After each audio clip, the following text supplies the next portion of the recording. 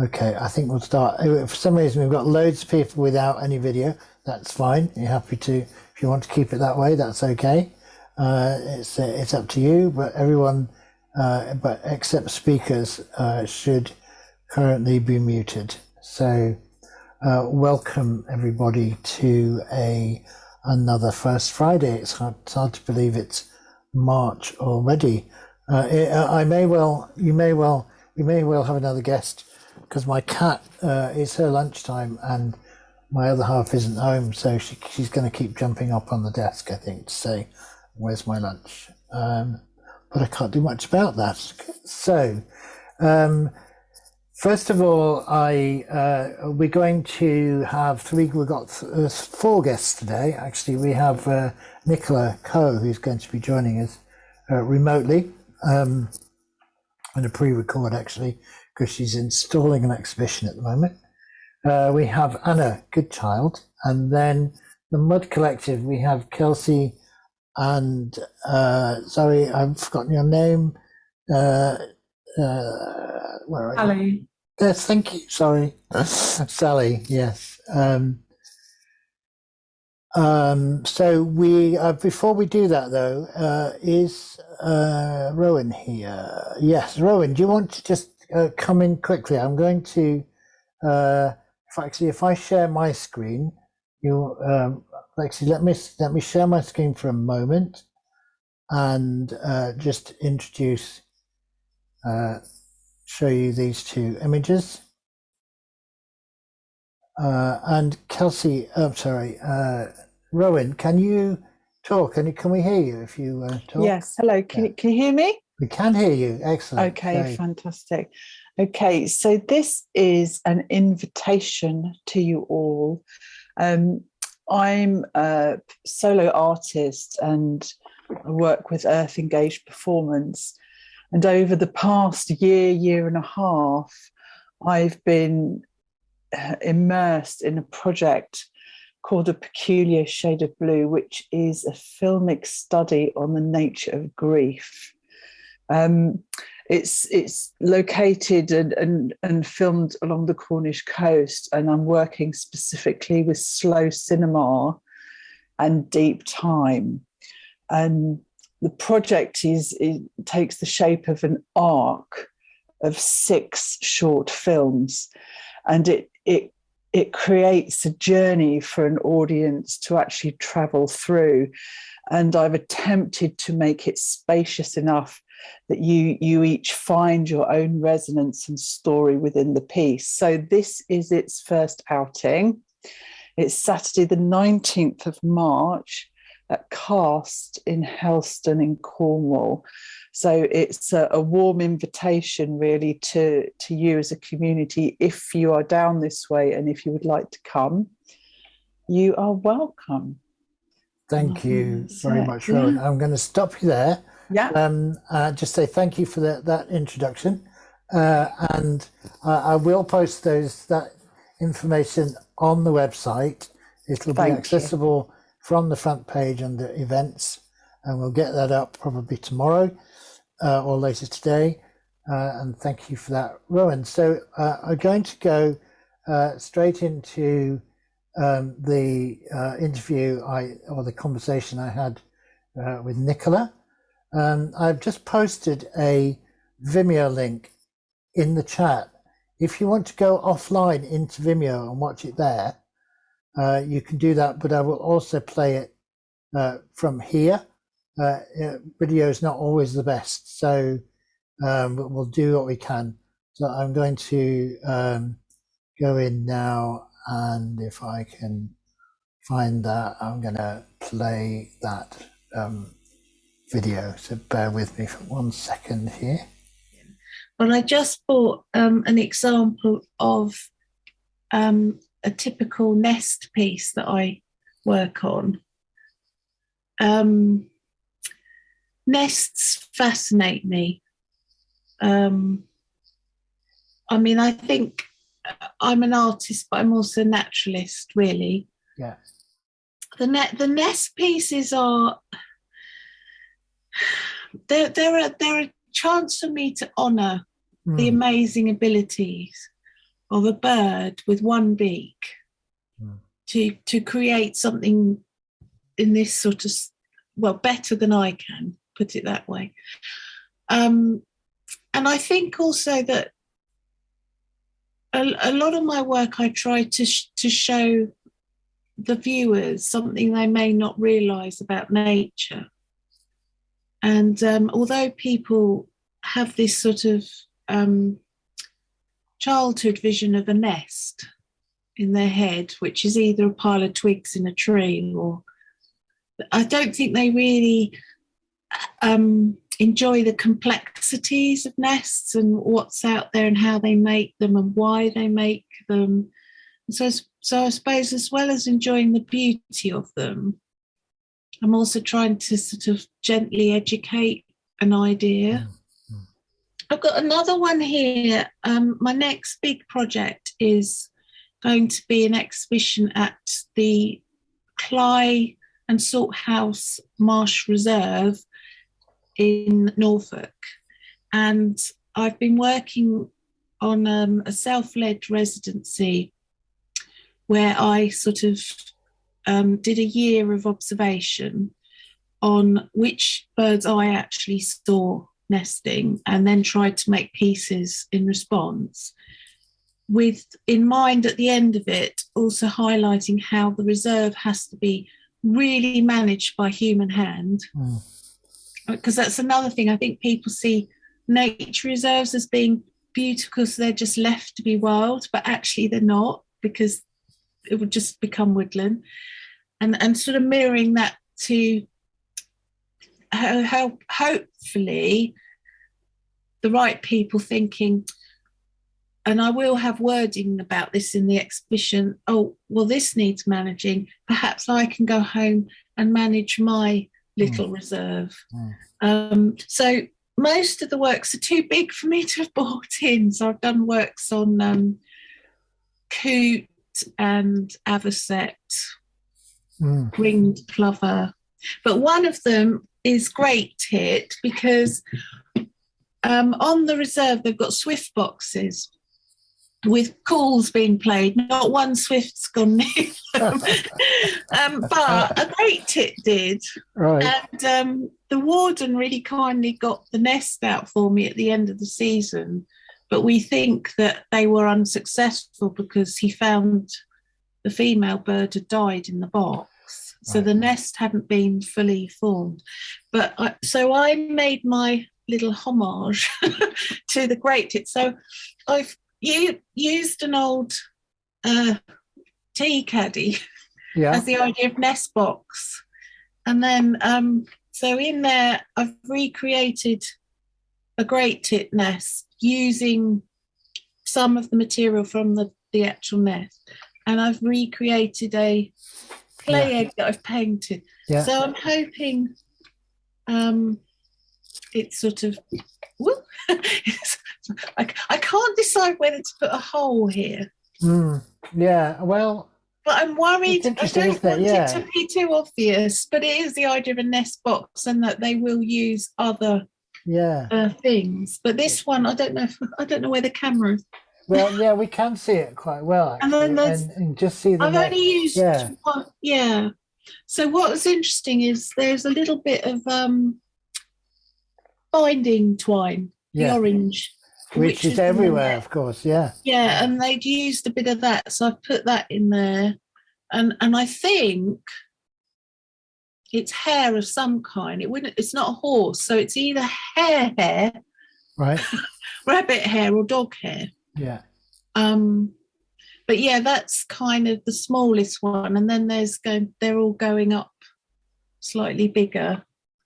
I think if you put a hole in it, I think you're right. I think it might be too corny. It's a little bit more. It's a little bit more like a coffin now. It has a much more of a feeling of a kind of memento mori about it. Yeah, exactly. And I think if you put that, and I quite like the idea of it being like a hidden view because of what you can't see, and then so I might display it slightly, like just slightly open. Yeah, that's nice. Yeah. But all of them actually, I've because some of the nests that I've had to make the birds don't actually make a nest. So for instance, with the avocets, they just make a scrape. I've had to think outside the box for a lot of them. So I started getting, so you know that I make, I work with eggs as well. Yes, yeah. But this time I had to construct eggs. I wanted them to be exactly the right size for the species. So I got lots of information, and I've used lots of my chicken eggs, but I've been measuring each one with calipers until I've got them the right size and shape. But where I couldn't, with this great tit, I made little clay eggs and then painted them. And oh God, painting an egg to look like, it's just been. So normally, I use inks to stain the eggshell, and the eggshell absorbs it. But this is different. This is making something look. The nests don't look realistic. They're more a sort of. I will put them up on Instagram soon, but I wanted to wait till the exhibition. Yeah, of course, yeah. But they're more a sort of taking a few ideas. But the one egg inside, I wanted it to be as near to the real. But nightmare. You've only got yourself to blame there, guys. I know, and I've got all these different books. Most of the books, there's one brilliant egg book that's new. But obviously, because nests and egg collecting was such an issue in the last century, there's very few books on it. So most of them are like the old observers or books from sure. So I'm looking at these tiny illustrations. Yeah, although they're amazing, those books, weren't they? I've got loads. Yeah, I love them. Yeah, because you said in you said somewhere that you collect old they're all. Yeah, I've got most of them. I've got all the observers and the ladybird books. I keep finding ones. They're really written pre-First World War, and they're quite interesting. They're quite interesting in one way. They do not have avocet in them because avocet was actually extinct. Right. But they say things like, there's so many yellow hammers and there's turtle doves all over the place. And you think, Yeah. And they're such a nuisance, they write. Let's get rid of them. They're quite interesting because they've often got inscriptions in. They were given as gifts to children at Christmas. Thing. I think they probably thought, great, Yeah, still, it probably said, I'm sure it says something about our relationship with the natural world, that those books for kids are no longer really published. At least, not in the way they were. Those observer books and the ladybird books were completely ubiquitous, weren't they? Yeah, and actually remarkably good. An awful lot. I got this one the other day. Yeah. But it's not the normal type. It's for early readers, and it just says things. I can't think where it is, but it's just the way it's written. Will instantly attract inquiring minds and stimulate reluctant readers. Well, can you imagine giving a book to a 3-year-old now? Just as ducks and swans. They go. So it was a different world. I think this is 1970, so my childhood, But, So talk a little bit more about the materials that you use in your nests, as opposed to what you might find. I suppose a nest can be made of anything, can't it? Really, and the different species to obviously build incredibly different kinds of nests. Yeah, so I've done a lot of research on. And learnt a lot on why they use certain things. And a lot of it is just because that bird lives in a particular environment where moss grows, or that Sure. bird lives where dried leaves are. So it's not something, this kind nest here, I call them imaginary nests because they're sort of got 3 or 4 species traits within them. I suppose I'm kind of pushing the boundaries for aesthetics sometimes as an artwork. But mainly I start with a paper cup. I use mulberry or rice paper and sort of start using, the best thing I found to use is mushroom-shaped darning mushrooms. Oh, yeah. They're perfect. Yeah.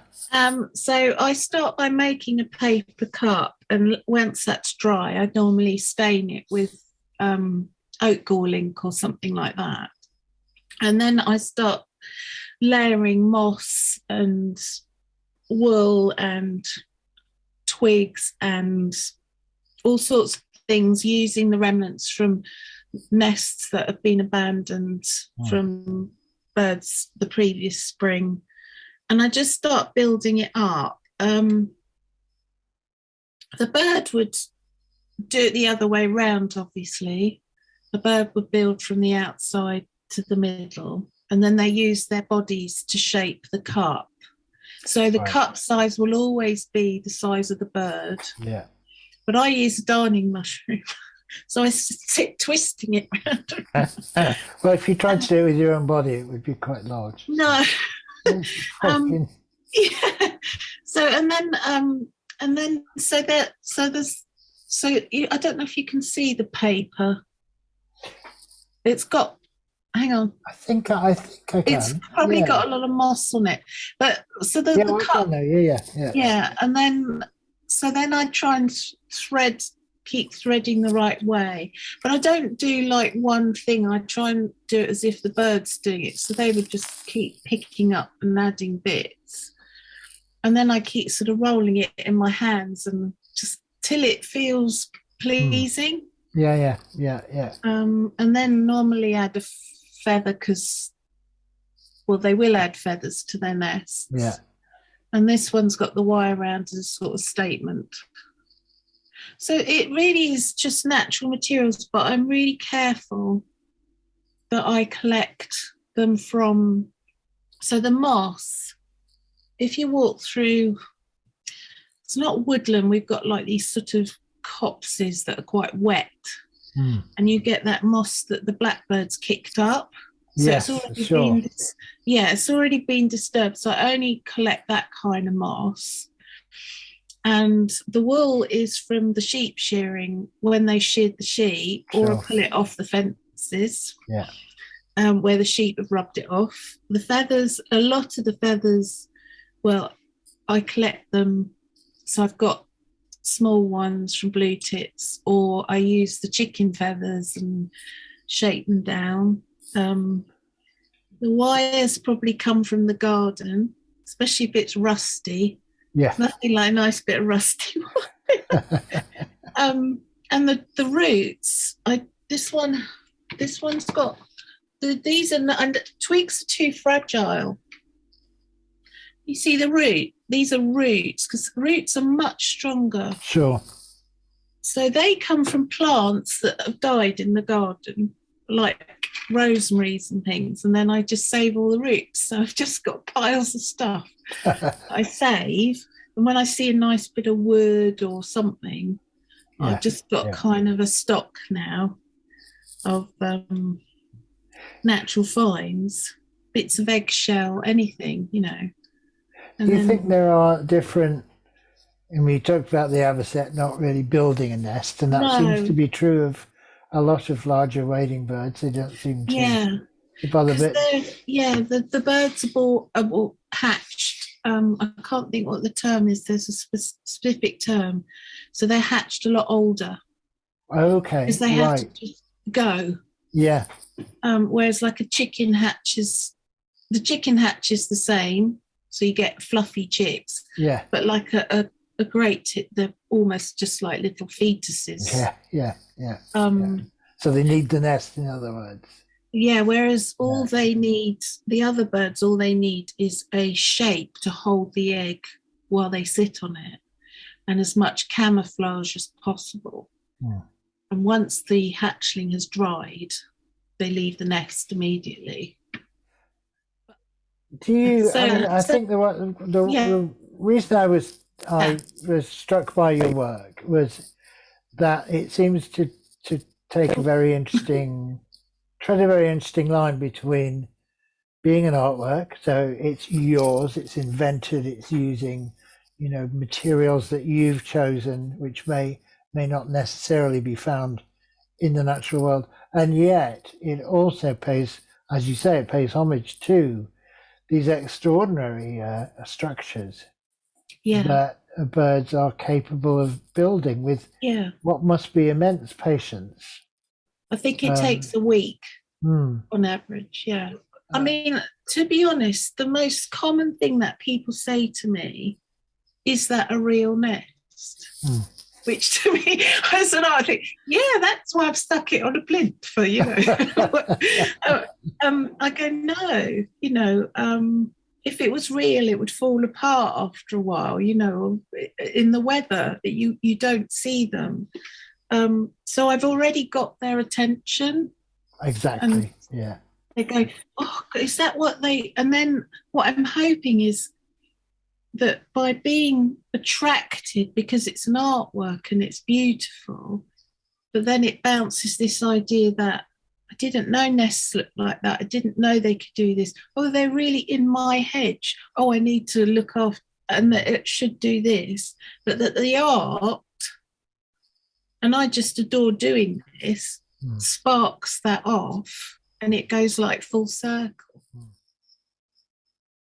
I'm going to stop it there because we are running out of time. So if you, Nicola is our artist of the month, our member artist of the month for this month. So if you want to find out more about her work, and actually if you want to see the unedited version of that interview, if you just go to our website and scroll down to the Artist of the Month section, you'll find Nicola there. So you can find some more of her work, and I'll also post it on I'll post the full version on the First Friday page as well. So if you want to, Nicola's email is also there. So if you want to ask any questions of Nicola, you can send her an email. But I'm going to hand over to Anna. And I will let Anna introduce herself. Hello, I'm a photographer or an image maker, and I use photographs, poetry, any other artwork to express myself, basically. But today I'm going to talk about an assignment that I did for a photography degree project back in 2016. So hello, everybody, and thank you, Richard, for giving me the opportunity to present this project, which is an ongoing one and started in 2016, and it will repeat itself every 5 years, and I'll explain why. But I'm going to go on to a slide presentation because that steers my thinking. So here we go. It's as I say, it's a module which I started in 2016, and the title of the module of this massive assignment was digital identity, how I can express my digital identity. Anna, we can't see your screen yet. Oh, beg your pardon. That's all right. Another go. No, because I forgot to share screen, didn't I? Yeah, you did. There we go. Okay, you've got it. There. Can you see me now? See the screen now? We can see it now, yeah, thank you. Okay, good. So it was one of my digital identities that made me think about this project.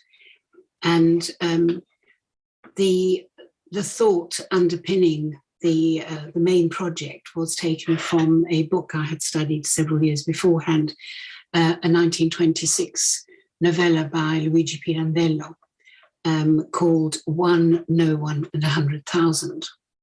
And it says, we weren't given just one reality, and there isn't just one, but we have to make our own if we want to be. And it won't ever be one reality for everyone forever, but one which is continuously and infinitely changeable. And today's reality will be seen as an illusion tomorrow. And that's what I'm going to be playing with in my show, in the slideshow. The part of the assignment that I'm covering today is called Anthropocene Devon, because it aligns with the work of Anthropocene by David Thomas Smith, which you will see on his website. And it's a form of storytelling. Unlike Smith's work, which takes Google Earth images from all over the world, mine and his work has a specific geographic location to which he gives a name. For example, this one, this is the image that he took from Google Earth, and he's called it Las Vegas, Nevada, United States, and gives it the full title. What I've done with mine is I've just given mine a grid reference number, trying to strip everything away from the image. And the only inkling is that it's called Anthropocene Devon. So Devon is the place that my images come from. And I've tried to make it as objective as possible. So there's nothing to give a political or a socio-political inference to what I'm doing. So let's start off with one of the images. This is something I did after David gave me the go-ahead to present my project. This is the quadrant that I took from Google Earth. Can anybody recognize it? Anybody want to hazard a guess? Okay, this is Dartington Hall. And what I did with this, which is what Smith does with his work, is I put it there, then I flipped it horizontally and then flipped both of them vertically. And you can either do it in this orientation, or you can put the original image on that side, and it's purely aesthetics. Oops.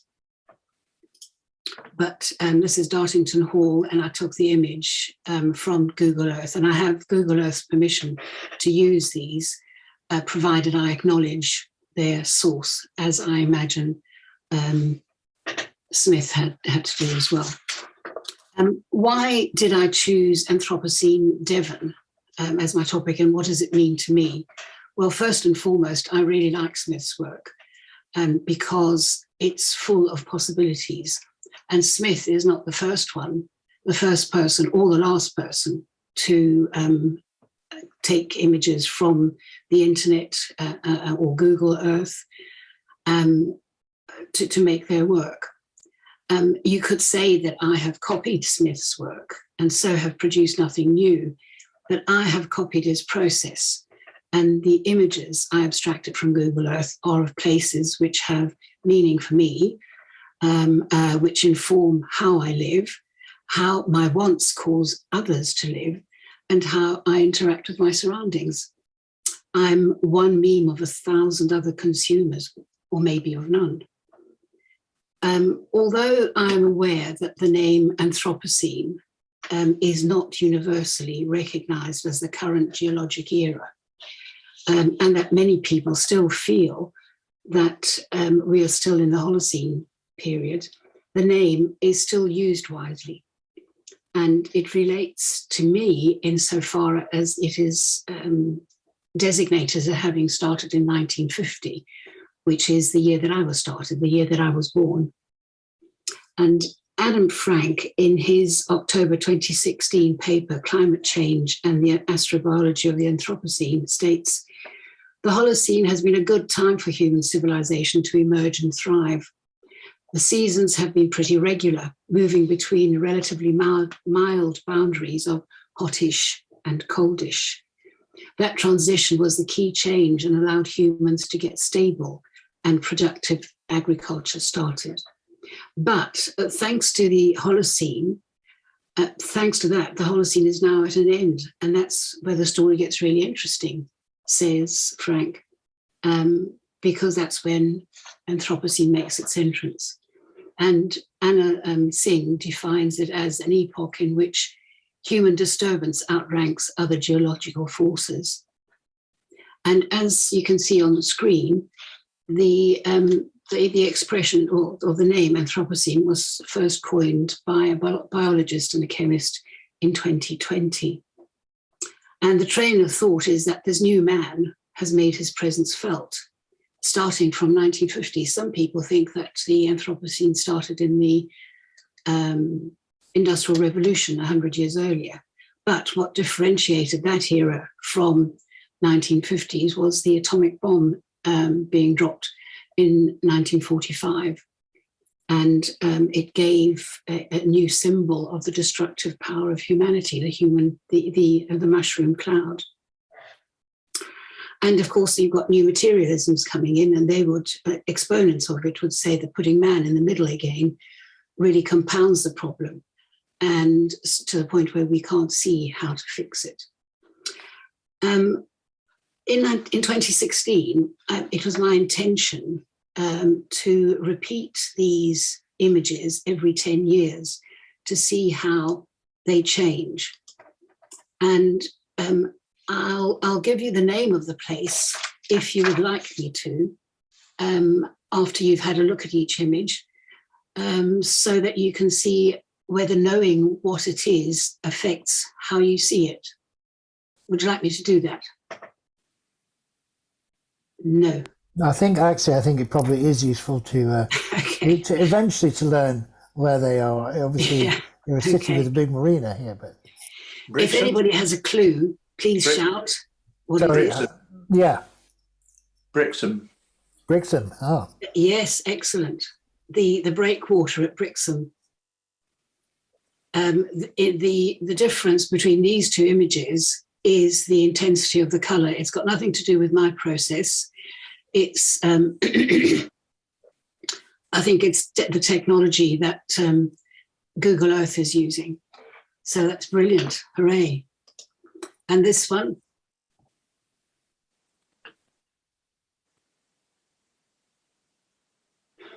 It's Berryhead Quarry, this little quadrant here. Berryhead Quarry, this is where a lot of fishermen stand and where a lot of seals congregate to catch the fish that the fishermen try to get. Any ideas here? Obviously more populated. This is Paynton. In 2015, some friends of mine and I decided to do an edgelands, photographic edgeland study, because there was a lot of new housing being built here. And you can see the difference between 2016 and today, where everything is extended further, and there are lots more plans to build eventually this whole area here. This is out at White Rock, for those who know the area. This whole area is going to be taken up with housing, I understand. And this is one of the coastal resorts. Any idea?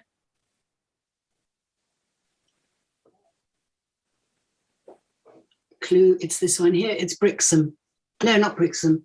Goodrington, sorry. And again, the intensity of the colour is quite remarkable. Apart from that, there is very little change in this area.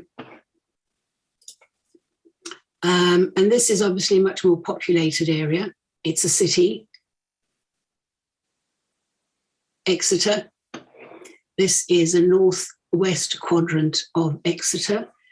And there is only really a slight difference here in that earth has been scraped away, probably to create another housing area. I'm not sure. And in 2015, there was a lot of news about this particular town closing down.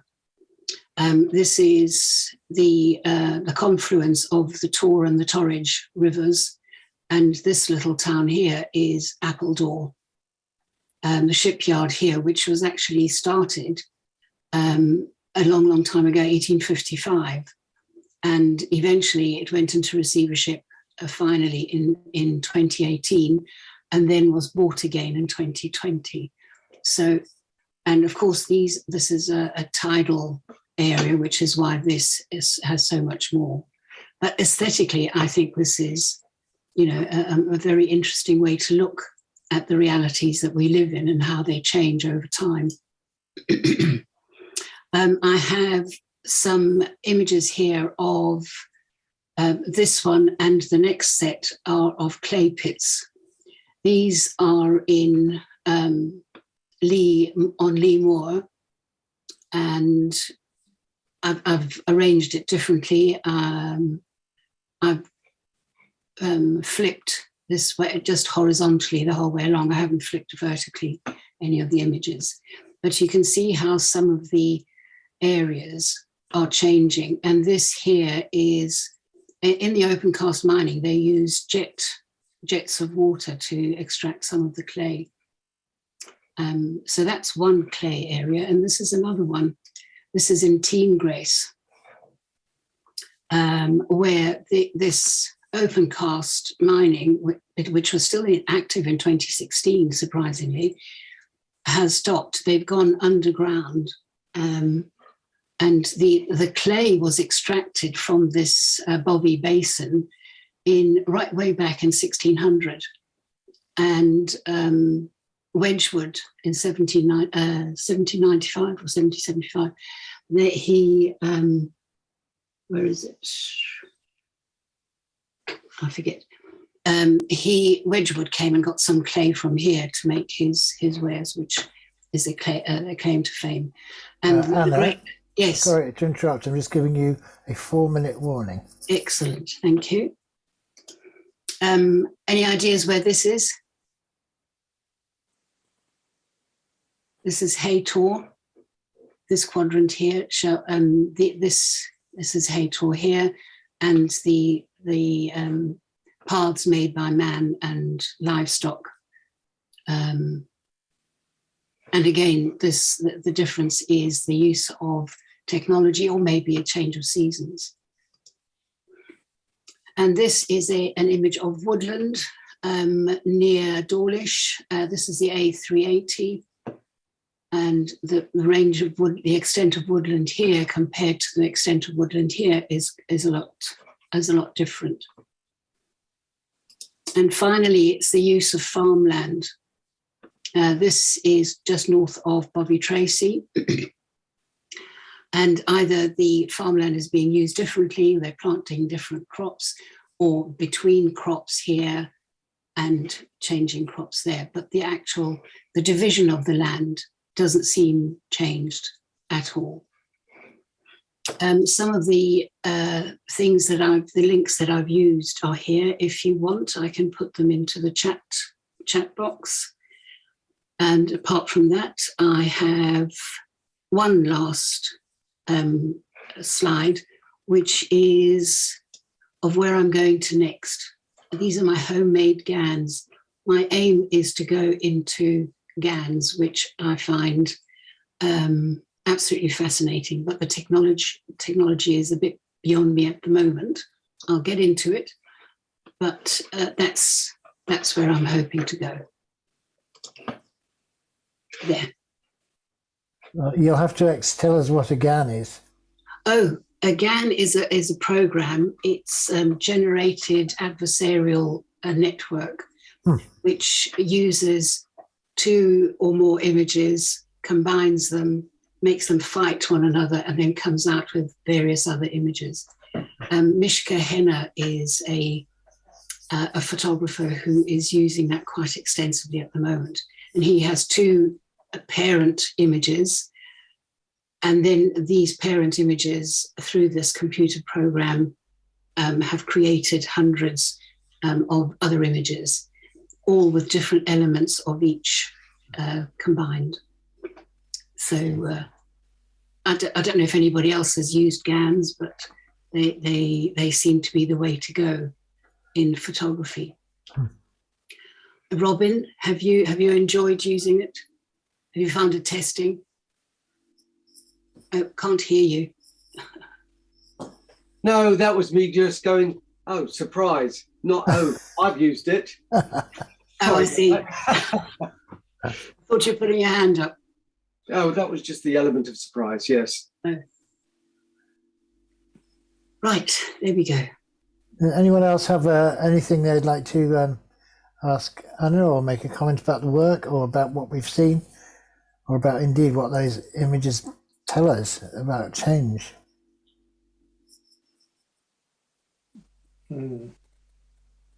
Interesting. Yeah, I mean, I'm always quite struck by, I think there's been an enormous change just in the last few years of building. Having lived in the US for a number of years, where sprawl really is a thing, and I think at least in this part of the country, it's still less of a thing. And that's not necessarily about building fewer houses. It's about how sensitively you build them, how much land you give them, what the density is, and so on and so on.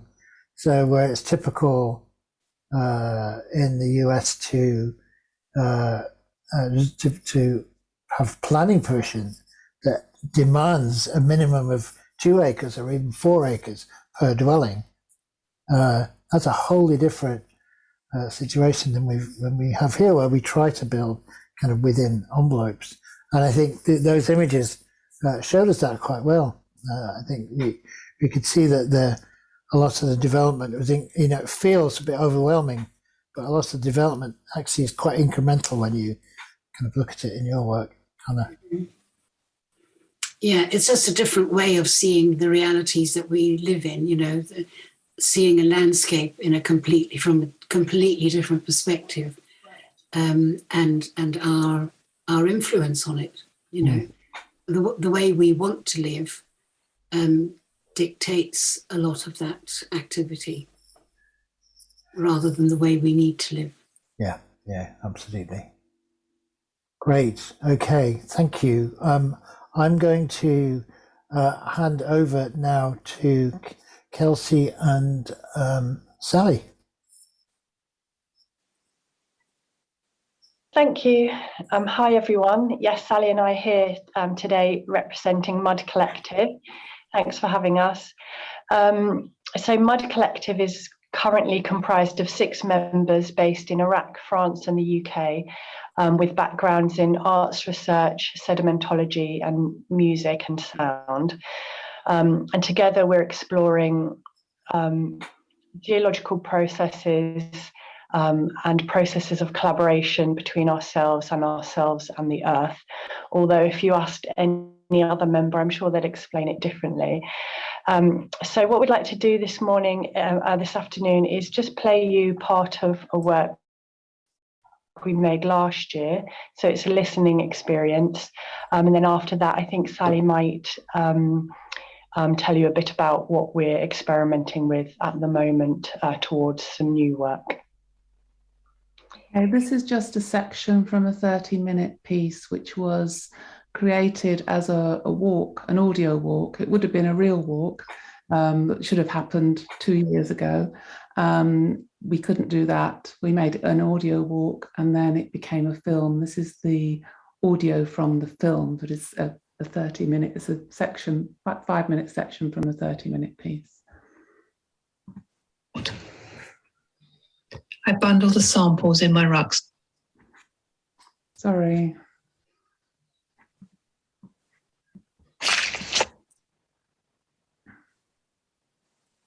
Try again. It's going to try and get me to do something else.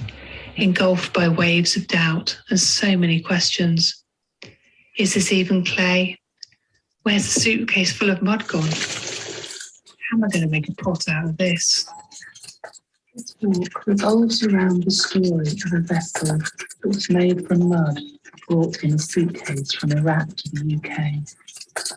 You might imagine carrying a pot or fragments of clay vessel.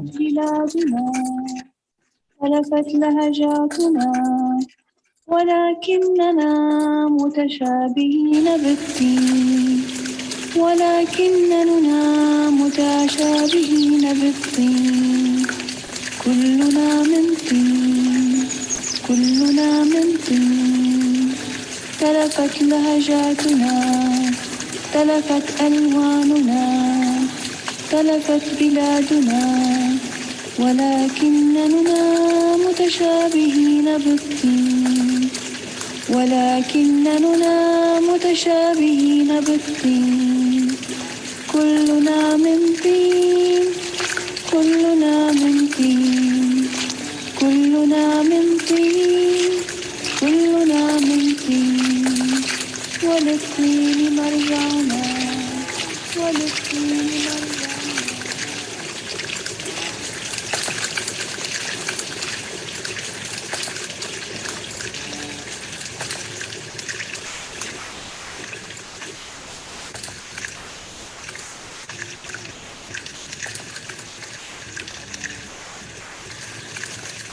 If mud made me imagine a central cone created by the coin of clay. We walk in a circle in two places at the same time. By intestinal extrusions of earth.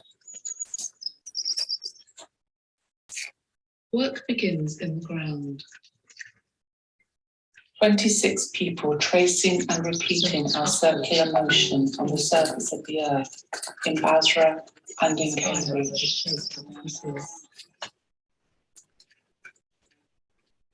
Mud relishes the challenge that gravity accepts. 2 days before the date we are due to walk, Narast found a place that has not been easy to arrange for it to happen. Stick supports, and when it is scarred by the sun, the stick burns. Narast is excited that people are connecting with the idea in Basra. The inner sanctum, where water and air pass. Around the coiled vessel, A lady she had bought flowers from says she would like to take part. She brings with her a bouquet and places it in the centre of the circle. Squeezing, pressing, building up slow layers of mud on mud. Mud encases tiny creatures trapped. We invite people to focus on the sensation of treading on the earth. Layering life upon life. Extrusions And gazing upwards towards the moon. Snapped slightly, hinged limbs. Smoothed and Will the squeezed. cloud allow? Arms, legs, neck, head. Held. In Basra it is night time and the moon is clearly visible. Nose pinched, mouth punctured. In Cambridge, the light of the day is beginning to fade. And the clouds part just as the walk begins. Mud softens and hardens. To reveal a pale moon. The level of moisture. We are transporting our sensory cells to a different place in a way that is not possible via the computer screen. Fixed in place. Walking in a circle. Too wet and rain dissolves the body back into the earth. Drawing the shape of the moon with our steps. And then it rains. And imagining people in another place doing the same. Oil remains. Afterwards, we write postcards to one another. Mistaken in years to come as the work of bees. It is not only cyclicity that connects Narast's ideas with mine. Underlying questions about the ways in which digital spaces impact on our humanity are salient for both of us.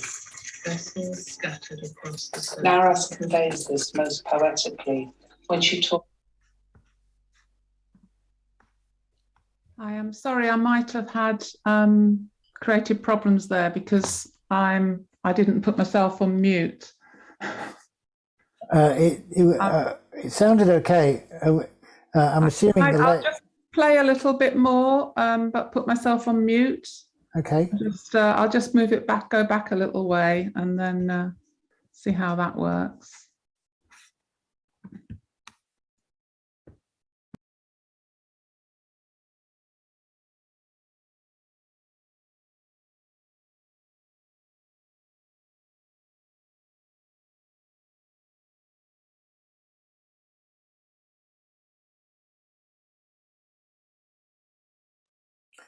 Yeah, we can't hear it. Can't hear it at all now. So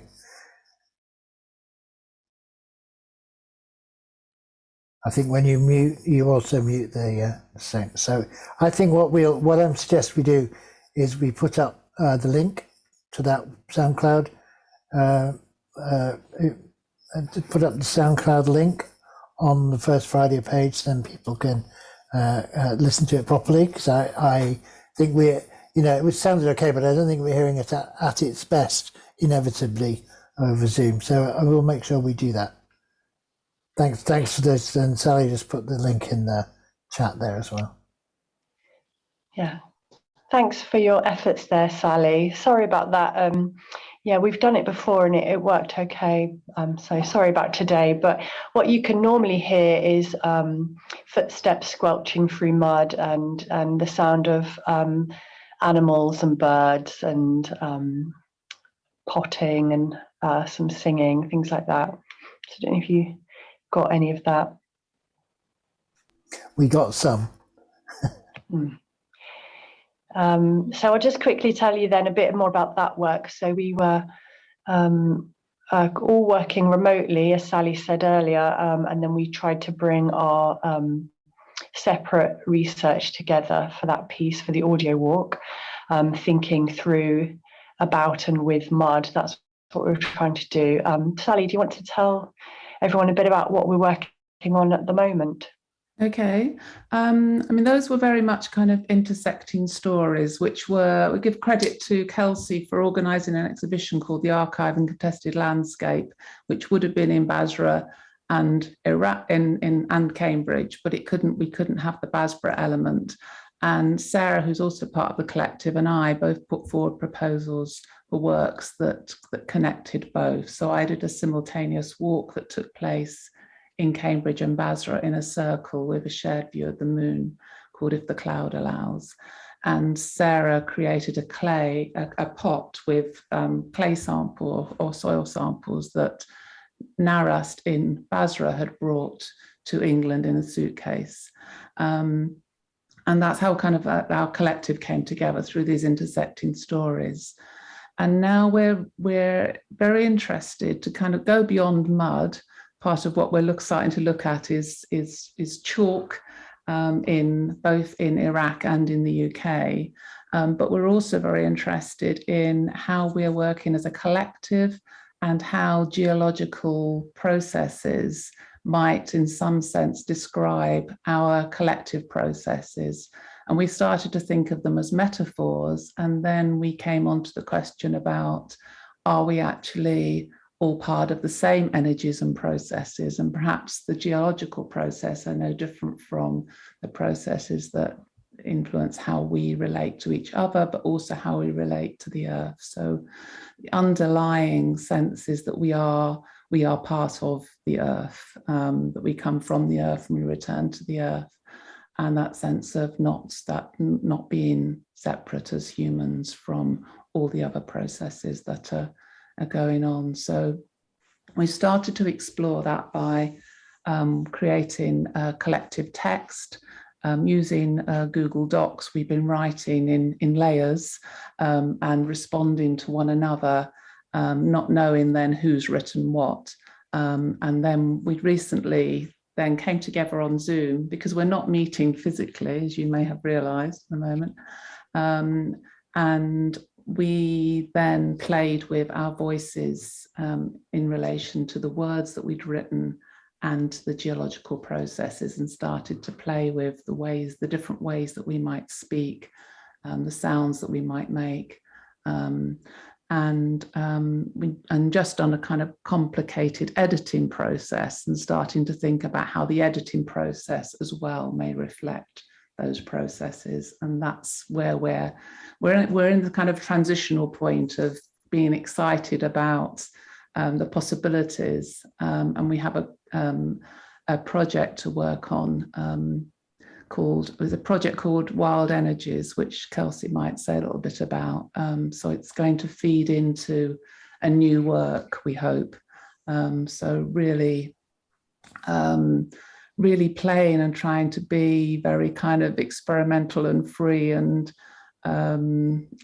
sharing. It's kind of an interchange where we never really know whose influence it's been, and that influences our own practice that outside of the collective, and then that feeds back in again. So yeah, Kelsey might say a little bit about the Wild Energies project. And thank you Sally, and thanks to the comment that just came up.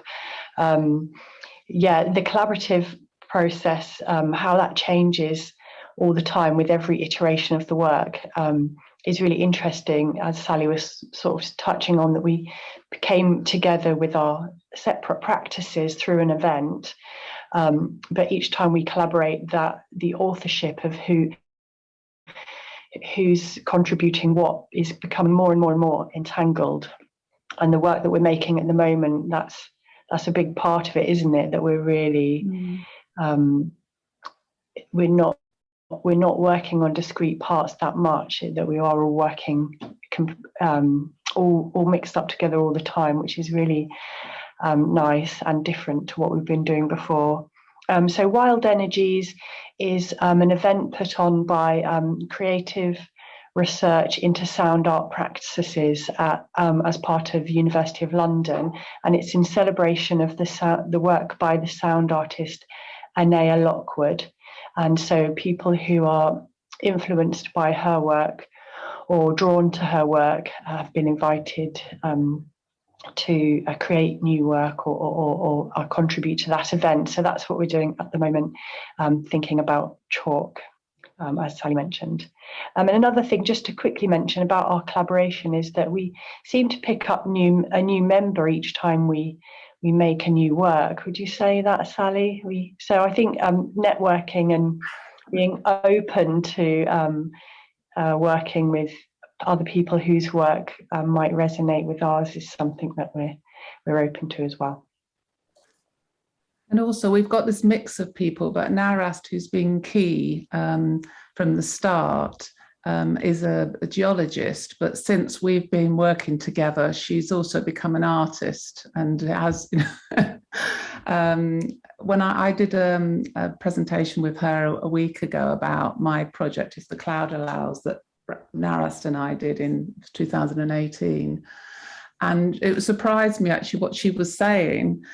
She said, now that I've started doing art myself, I have a different understanding of what we did at the time with the walk, because we had this interesting kind of cultural, not divide, but attempt to kind of understand what this work was from different cultural perspectives. And the other thing she said was that people engaged with the walk, who's walking in a circle at the same time, the two places, they engaged with the walk in Basra partly because of its spiritual element and how they related that to their own beliefs and in relation to Islam. And Narast and I at the time had understood it as like a philosophical experience, because there wasn't an understanding of how a walk might be art. And so there's been a lot of kind of development and kind of cross sort of understanding, I think, of the different cultures. And it's been really enriching working with people in other countries. Shema, who's in France, is also an Iraqi exile. So we've got those different perspectives. It's been so valuable to have that, the different languages and the different cultures. So we've got a couple of minutes left. Sorry to interrupt you there, Sally, but I thought it might be nice just to invite anybody in who has a question about the work or about that kind of intercultural stuff that's happening in the. Does anyone like to come in with a comment or a question? No, well, I will in that case. And I'd just like to ask you where, I think everybody has a different idea of what a sound walk actually is. So I just kind of be interested to hear from you both what your starting point was when you think of the word sound walk. What do you mean by that? Well, interestingly, we didn't call it, I never called it a sound walk. We called it an audio walk. Fair enough, yeah. Kind of like a guided walk, but it came about in quite a strange way because we were supposed to be doing an actual walk in Cambridge, and then we had the pandemic. It would have been the 20th of March, 2 years ago. And because we couldn't do that, we said, well, what can we do? How can we do something instead? And we realized that by creating an audio piece, it would enable people to participate wherever they were in the world, rather than just in Cambridge.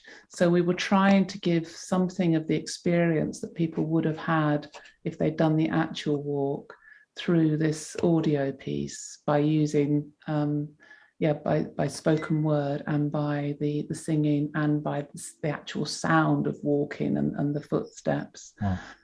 So we didn't come at it thinking, oh, we want to make a sound walk. We came at it through that kind of obstacle of not being able to do what we had planned to do. But it did raise these questions about when you're walking, if you're listening, then you're listening to a commentary to the sounds and so on. You're not listening to your actual walk. And we talked about having the sound just, people had the sound of our commentary, our piece in one ear, and the sound of their own walk in another. So we were quite conscious of, that's not actually how it was done in the end, but we were quite conscious of the fact we wanted people to be present in their own walk, as well as engaging with the piece. And I think that it is slightly problematic that, to achieve that, but that was the intention of it. I'll just quickly add that I do think when you're listening and you're outside walking, your own physical exertion and the feeling of the weather and the outside elements on your skin really adds to the meaning of the words, I think. And Kelsey, you were saying about the difference. It then became a film, which is a different experience again. So people would be sitting watching, and it has that kind of meditative element, that slowness. And because it was developed as a walk rather than a film, it's much slower than you would expect a film to be. So it has that kind of meditative element. So each time we were very conscious of the situation of the listener or the watcher in relation to the work. So that's kind of key. It's not like we produce something like a film and you just consume it in the way that you would expect to consume a normal film. It was always challenging the viewer's situation in the way that they responded to it. Thank you very much for sharing that. We should make sure we put up as many links as you want to share, which we can do on the website. Thank you everybody for taking part today, and thanks to everyone just for coming as well.